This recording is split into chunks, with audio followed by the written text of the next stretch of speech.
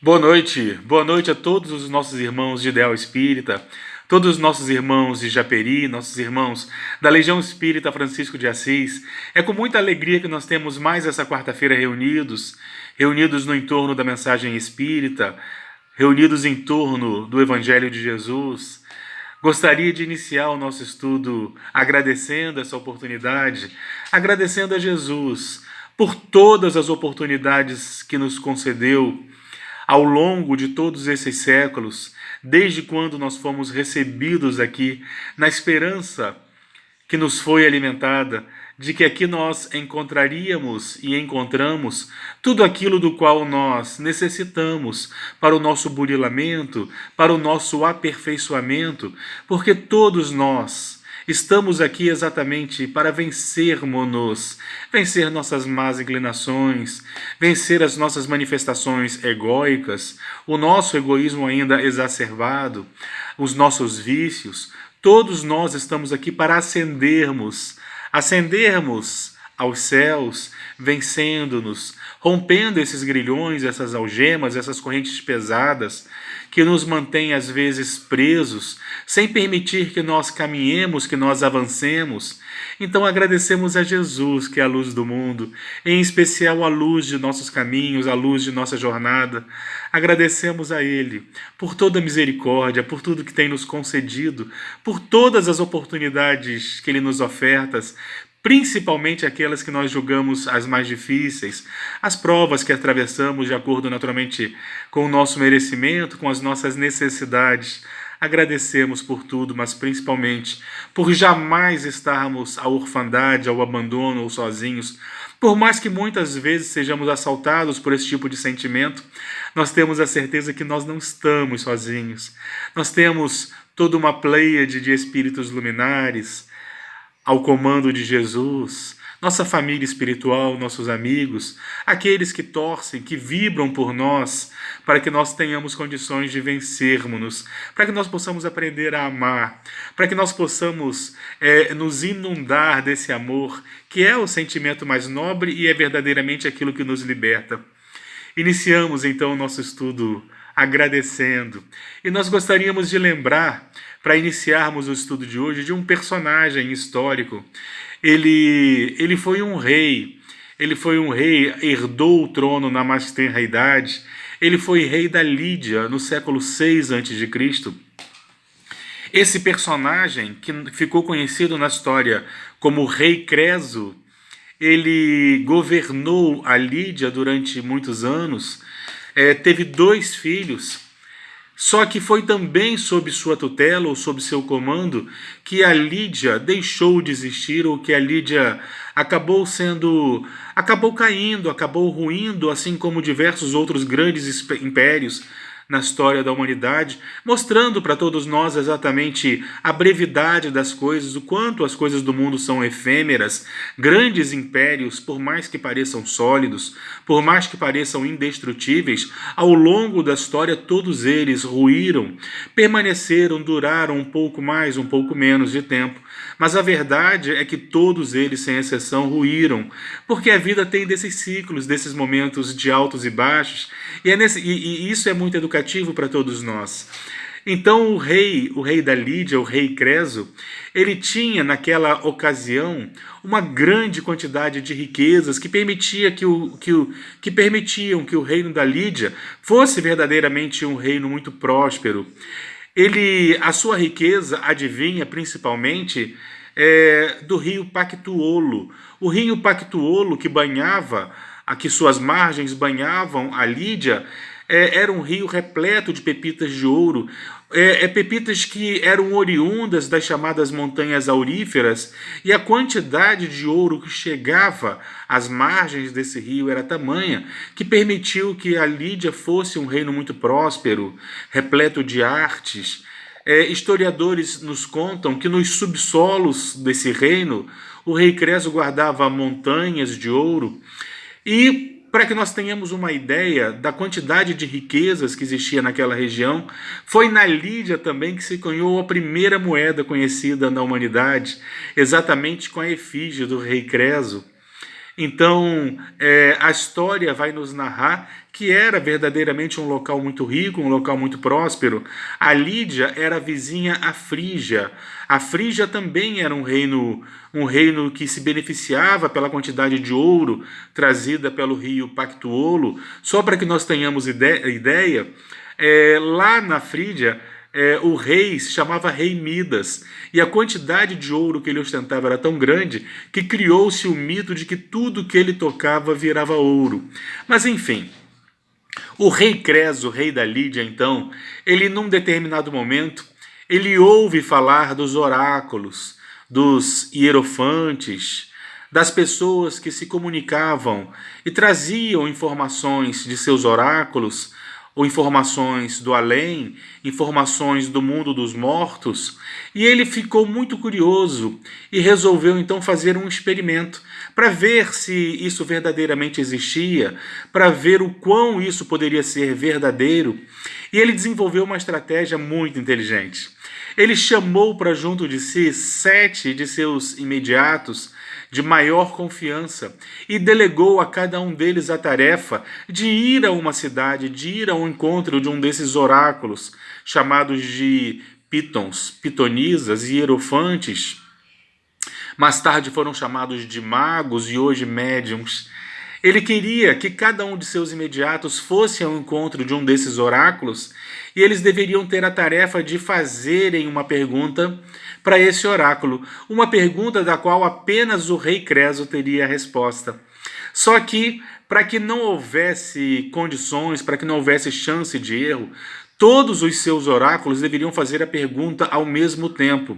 E era uma pergunta da qual apenas o rei Creso saberia a resposta. Assim ele teria condições de avaliar se aqueles personagens tinham condições de enxergar além daquilo que nós enxergamos, eram verdadeiramente sinceros naquilo que eles faziam. Assim aconteceu. Relata-nos historiadores, então, que num dia combinado, os 7 imediatos do rei Creso partiram da Lídia ao encontro dos seus oráculos. 3 deles foram para terras gregas, outros 3 foram para terras do Egito e um foi para a Síria. Todos eles iriam encontrar com seus oráculos. Quando eles chegassem nas respectivas cidades, todos eles teriam então que aguardar o momento certo e a hora exata, para que todos fizessem a pergunta no mesmo momento. Assim aconteceu. No dia combinado, então, o rei Creso trancou as portas do seu palácio e dentro do palácio só ele sabia o que ele estaria fazendo. E a pergunta que todos aqueles de seus imediatos deveriam fazer aos seus oráculos era: o que eu, o rei Creso, estou fazendo nesse exato momento? Pergunta da qual apenas o rei Creso sabia a resposta, como nós dissemos. Assim aconteceu. Na hora combinada, no dia combinado, então, os seus imediatos perguntaram aos seus oráculos o que o rei Creso estava fazendo naquele dia e exatamente naquele mesmo horário. O rei Creso então aguardou que os seus imediatos retornassem, e eles foram retornando um por vez. Naturalmente, como vinham de cidades com distâncias diferentes, foram chegando um de cada vez. O primeiro imediato chegou a Lídia, retornou a Lídia, dizendo para o rei Creso: Rei, eu consultei o meu oráculo, e o meu oráculo me disse que no momento, no dia combinado, na hora combinada, tu estavas deitado com as suas esposas. O rei Creso ouvia a informação e se decepcionava. O oráculo mente. Não era isso que ele fazia. Chega então o segundo imediato.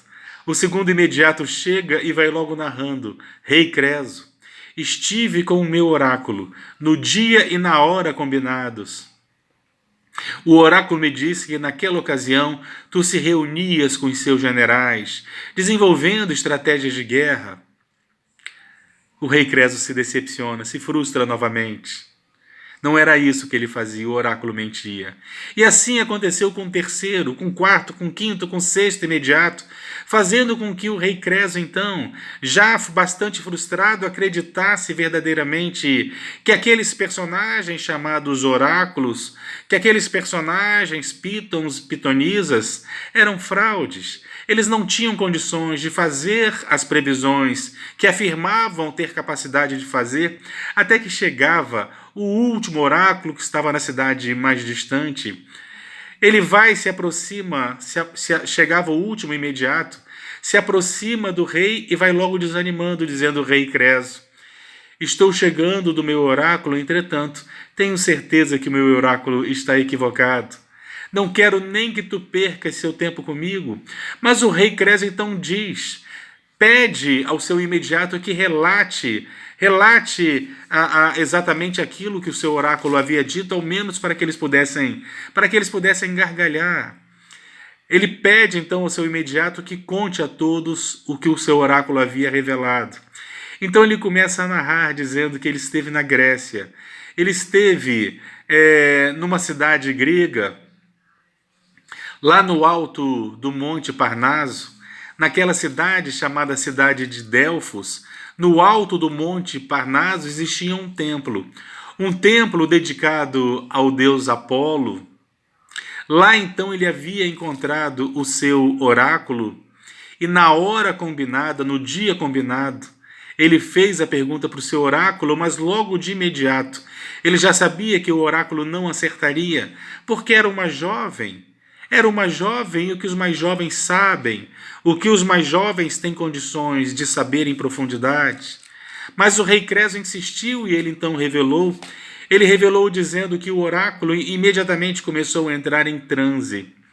Ao entrar em transe, ele começou a narrar o que o rei fazia no seu castelo. Ele começou a narrar que via naquele exato momento o rei descendo escadas. Ele descia as escadas rumo à cozinha do seu palácio. Lá na cozinha, então, ele matava uma tartaruga velha e um carneiro jovem e cozia os dois exatamente num grande tacho de cobre. Era impressionante. Era impressionante porque todos nós sabemos que tu não cozinhas. Mas o rei Creso ficou estupidificado. Havia ficado impressionado, porque segundo ele era exatamente isso que ele fazia. Na hora combinada, então, ele havia tirado todas as pessoas do seu palácio, do seu castelo, havia descido a área da cozinha, havia então cozido uma tartaruga velha e um carneiro jovem num grande tacho de cobre. Exatamente como ele fazia na mais tenra idade, ele repetia agora que era rei e ficava impressionado exatamente com as revelações do oráculo de Delfos. Essa história que ocorreu, que é descrita como tendo se passado no século VI a.C., na primeira metade do século VI, ela relata então exatamente uma investigação que foi feita acerca da mediunidade e da capacidade de algumas pessoas expandirem o seu psiquismo de tal forma a ponto de enxergarem como se pudessem se bicorporizar e enxergar o que outra pessoa está fazendo a centenas de quilômetros de distância do local onde se encontra aquele personagem. Allan Kardec teve condições de estudar esses fenômenos e vai nos apresentar dezenas desses fenômenos no clássico sobre a mediunidade, no livro chamado O Livro dos Médiuns, o primeiro tratado desse assunto para a humanidade. Allan Kardec nos presenteava, então, no século XIX. E muitos de nós ouvimos falar da mediunidade. E nossa tarefa, enquanto espíritas que somos, é exatamente compreendermos o que é a mediunidade, o que é essa ferramenta de trabalho, e compreendermos que ela não é um dom, no sentido de privilégio, naturalmente, mas que verdadeiramente é uma ferramenta para que espíritos, para que almas endividadas, como todos nós o somos, possamos, através do intercâmbio com os espíritos, auxiliar nossos irmãos e auxiliarmos-nos naturalmente. A mediunidade nada mais é do que a capacidade que alguns corpos perispirituais que algumas pessoas têm, de poderem trazer informações oriundas do mundo paralelo, do mundo espiritual ou da verdadeira vida, que é um mundo que está à nossa volta, mas nós, através da reencarnação, quando mergulhamos na matéria natural, que esse mundo esteja oculto aos nossos olhos físicos, e os médiuns são exatamente aqueles que têm condições de percebê-los, de perceber esse mundo e determinados personagens que vivem esse mundo de acordo com a nossa frequência energética. A mediunidade é exatamente isso, a capacidade que alguns personagens têm. Na verdade, segundo Allan Kardec, todos as têm, entretanto, alguns conseguem tê-la de forma mais ostensiva, que verdadeiramente percebem a presença do mundo espiritual e dos amigos espirituais que o habitam. E isso é para todos nós uma ferramenta muito importante que descortina para nós a verdadeira vida, que nos traz essas informações que nos fortalecem, que nos esclarecem, que nos dão subsídios para sermos melhores, explicando-nos o valor do amor, o valor da caridade, o valor da fraternidade, mostrando verdadeiramente aquilo que tem verdadeiro valor na vida para que nós não nos percamos. Então são esses personagens chamados ditos médiuns que, quando se educam, eles são verdadeiramente capazes de trazer para todos nós essas luzes maravilhosas. Entretanto, a mediunidade, quando ela não é educada, quando ela não é orientada, ela pode acabar sendo motivo, inclusive, de adoecimento. E é algo que nós devemos nos preocupar, porque se o indivíduo chamado médium, ele tem essa capacidade de se vincular ao mundo espiritual com maior facilidade, é natural também que determinados espíritos possam lhe causar, quando ele sintoniza, possam lhe causar também mais perturbações do que para os outros personagens que não têm essa faculdade, vamos dizer, aflorada. Para que nós possamos entender isso, nós temos diversas obras espíritas que tratam desse assunto. Em especial, eu indico as obras do espírito Manuel Filomeno de Miranda. Na introdução de um desses livros, Dr. Adolfo Bezerra de Menezes, ele vai nos falar exatamente que se a psiquiatria, que se os médicos da Terra compreendessem melhor a mediunidade, cerca de 80% daquelas pessoas que se encontram hospitalizadas nos hospitais psiquiátricos, elas não estariam. Ou seja, 4 em cada 5 daqueles chamados doentes mentais, segundo o espírito Dr. Bezerra de Menezes, se a mediunidade fosse melhor compreendida pelos médicos, pela psiquiatria, 4 em cada 5 daqueles doentes mentais, eles não estariam naquela situação de internação nesses sanatórios. Muitos dos ditos loucos são, na verdade, médiuns que, através da capacidade de se intercambiarem, de se vincularem ao mundo espiritual, de enxergarem aquilo que nós não enxergamos, de escutarem aquilo que nós não escutamos, de sofrerem informações ou influenciações psíquicas como nós não conseguimos, essas pessoas acabam se perturbando de tal forma que desenvolvem transtornos mentais, transtornos físicos mesmo. Como Allan Kardec nos explica, no último parágrafo do Evangelho segundo o Espiritismo, em todas as traduções, no último parágrafo, nas últimas frases, Allan Kardec diz que a influenciação nociva de espíritos no psiquismo de uma pessoa por tempo prolongado pode verdadeiramente se transformar numa patologia, numa doença mental. Isso está no Evangelho Espírita. E Allan Kardec reforça isso mais aprofundadamente mais tarde no Livro dos Médiuns. Então é natural nós compreendermos que a mediunidade, embora seja uma ferramenta sublime de trabalho, capaz verdadeiramente de sanar as dores, tanto daqueles que se encontram no mundo espiritual como nossas dores aqui de encarnados, que a mediunidade é capaz de nos esclarecer, de nos auxiliar, de nos fortalecer, de fazer exatamente com que nós não nos percamos. Ela, quando não é orientada, quando não é educada, ela acaba se transformando num transtorno, podendo se transformar em processos obsessivos, em muita dor para muitas famílias, para muitas pessoas. É natural que, como uma ferramenta sublime de trabalho, ela não foi O indivíduo não reencarna com o propósito de enlouquecer, vamos dizer assim. Mas ele se recusa em algum momento a utilizar essas ferramentas de forma sadia, não sendo guiado ou evitando os estudos nesse sentido, os estudos que nos educam e que nos esclarecem acerca dessas verdades. Então é natural que grandes médiums sejam também, possivelmente, grandes obsediados, exatamente porque eles conseguem intercambiar informações do mundo espiritual como outras pessoas não conseguem.